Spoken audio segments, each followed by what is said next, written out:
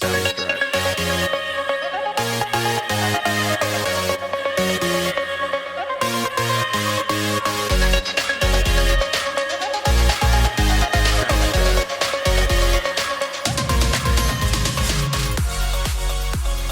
Doc and the Captain are back. Drew, we are back together.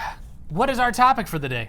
Well, Aaron, this is our second video in the series talking about high intensity or HIIT training. Today we're going to talk about W prime or anaerobic work capacity.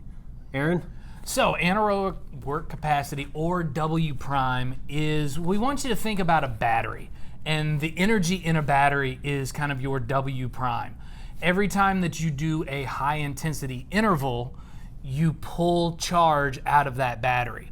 So this is why a recovery phase is very, very important, because it allows that battery to recharge up.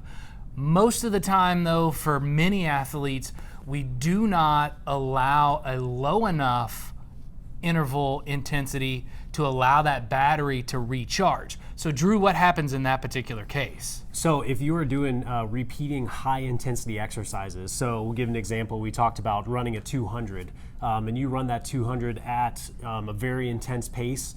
Following that, you do not recover, you do not slow down enough. What we're doing is taking the energy level in that battery down, and if we don't allow the recovery, don't allow it to recharge back up, we're just gonna deplete and deplete and deplete. Before you know it, you won't have anything left in the tank, and your second to last, your last, maybe the second set of them will just be horrible. You won't have the energy, you won't be able to repeat the times, and you're just kind of setting yourself up for failure. So, and as we talked in our last video about the high intensity interval training, we gave you 3 different types that triathletes use. It's the long interval, the short interval, and the repeat sprint interval.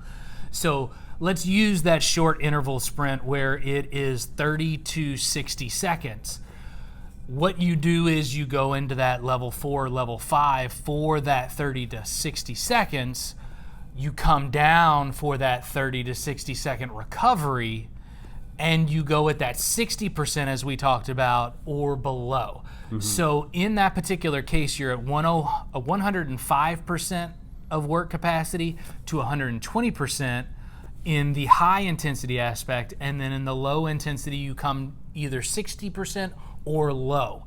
So if you have a FTP of, let's just use a round number like 200, you're gonna be at 210 or 220 watts for the high intensity aspect of that. Then the low intensity, you're gonna come into 120 or below watts in that particular case for that recovery set. Mm-hmm. Now, we'll go in our future videos of how many of these sets is right for you.